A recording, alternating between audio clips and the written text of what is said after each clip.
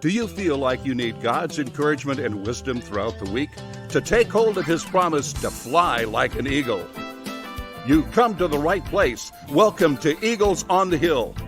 Let's join our host, Pastor Jeff Scheich.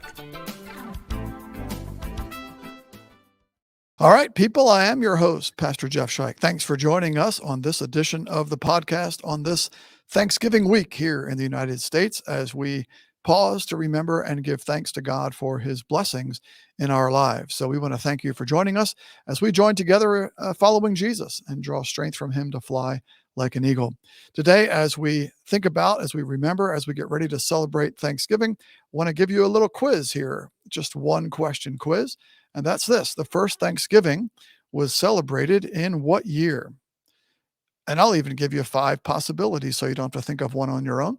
1776, 1621, 1914, 1863, or 1942. What year was the first Thanksgiving celebrated? 1776, 1621, 1914, 1863, or 1492. All right. Well, while you're thinking about that, I want to talk about a guy that has come to mean a lot to me because of God's work in his life. And the guy's name is Squanto. You may or may not have heard of the story of Squanto. If you have not heard of the story, hang on. It's an amazing story. You'll be blessed to hear it. You might have seen, I don't know, the Disney film Squanto, A Warrior's Tale from 1994. If you've seen that movie, then you are now officially completely uninformed and completely misled with regard to the story of Squanto. That film is almost complete fiction, and it's a real shame because the real story, the real story is a fairy tale that combines with history and the wonderful work of God in the life of Squanto. Squanto, the real story is that he was part of the Patuxet tribe, and that tribe lived just south of what today we call Boston. And one day when Squanto was about 10 to 15 years old, about 1605, he and his friends were hunting for lobsters along the shore, and there suddenly appeared a giant ship on the horizon. There had been many ships coming in and out of the horizon in that day, but this one proved to be a turning point in the life of Squanto and his friends, the Patuxet tribe. To make a long story short, Squanto and his friends, his young braves, were taken captive by the explorers. So there you go. Certainly not a good thing. They were taken in Europe to chains, and they were sold into slavery. Well, the others were sold into slavery. Squanto was, as it turns out, rescued from slavery. God had other plans for him. Squanto was bought by some Spanish monks and taken to their monastery, and they taught him Spanish, and they also taught him about this God named Jesus. Well, Squanto had a desire to reunite with his family, as you can imagine, and so the monks got him to England with the hopes that he could get on the next ship home. In England, he lived with a merchant named John Slaney and his family, and they welcomed him into their home. They taught him English, and there he continued his growth in the Christian faith. Meanwhile, of course, he still wanted to get back home to his real home, his real family, the Patuxets. And so finally, after 5 years, the Slaneys found room for Squanto on a ship going to the New World, and he sailed back to his tribe in 1619.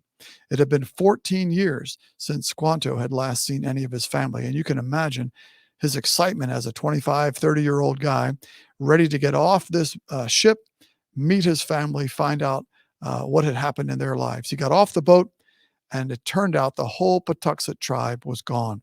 They had been wiped out, likely by some sort of virus, smallpox, something like that, that had come from the old world into the new world. Their homes were gone. Their farms were overgrown. There was not even a dog living in what was formerly a thriving community. Squanto's life had gone from bad to worse. You can imagine his devastation.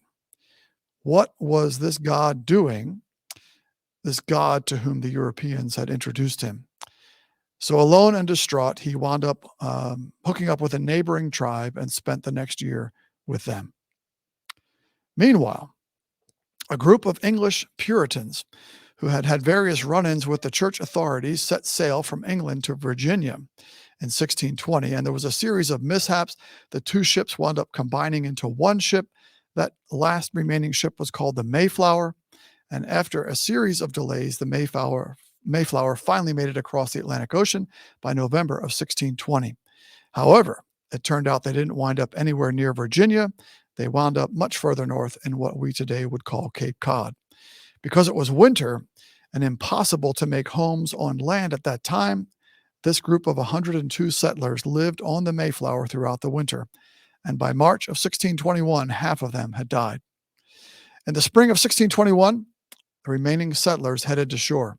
Meanwhile, on March 22nd, 1621, Squanto went to visit his old home.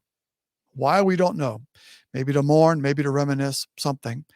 And he was stunned to walk out of the woods and find a struggling community of European settlers from a ship called, you guessed it, the Mayflower, beginning to eke out an existence where his family had once lived. Imagine their surprise when this Indian walks into the camp and says to them in English, get this, good morning, my name is Squanto. Here is a person who knew the land, who knew how to farm the land, who knew how to fish the seas, and he spoke English. That spring and summer and fall were a gift from God to this little colony. And by that fall, the Pilgrims decided to give thanks to God for his merciful blessings. When the great day came, Squanto showed up with 90 warriors from his adopted tribe, carrying 5 deer, dozens of fat wild turkeys, and all sorts of vegetables. The native Indians outnumbered the settlers 2-1. And Governor William Bradford is recorded to have led the prayers that day, and he recorded them in his memories. He said, thank you, Lord, for sending Squanto to us. We know that your hand has been on him through all of his trials, and you have prepared him to be our guide and our friend in time of great need. Squanto is your living answer to our tears and prayers, unquote. Wow, what a story. So what are things I would like us to take home today? Here's 2 things. First of all, I hope as you finish off your Thanksgiving celebrations this week that you have learned something about that first giving of thanks by those settlers from the Mayflower. I hope the story of Squanto has given you something more to be thankful for, a greater appreciation of God's hand of blessing over our nation. For all the troubles that we have as a nation, all the sinners who live here, yet we have experienced God's hand of blessing in so many ways. And second, and finally this, that what happened to Squanto should put the things that we suffer in a different perspective. There is a God who oversees the world. There is a God in whose eyes you are precious. There is a God who is watching over you.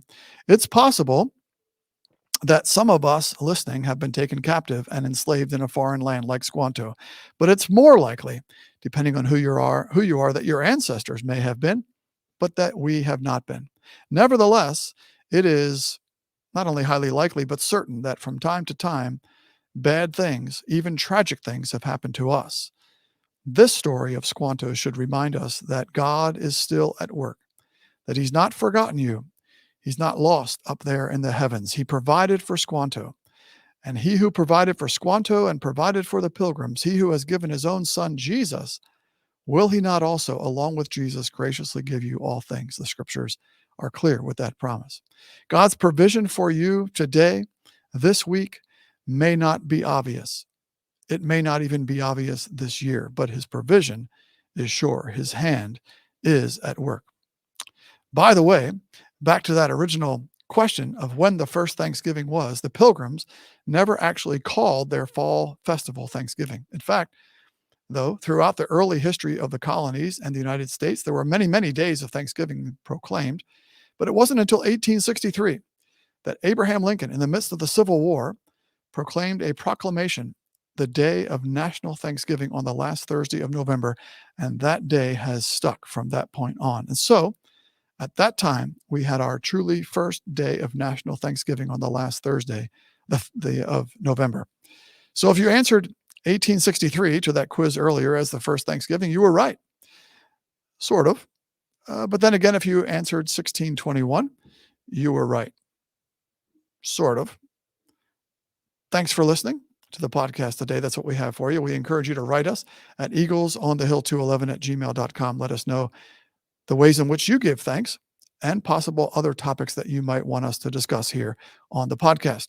Remember, as we close, that those who hope in the Lord will renew their strength. They will fly on wings like eagles, the national bird of the United States. Thanks for listening today to the podcast.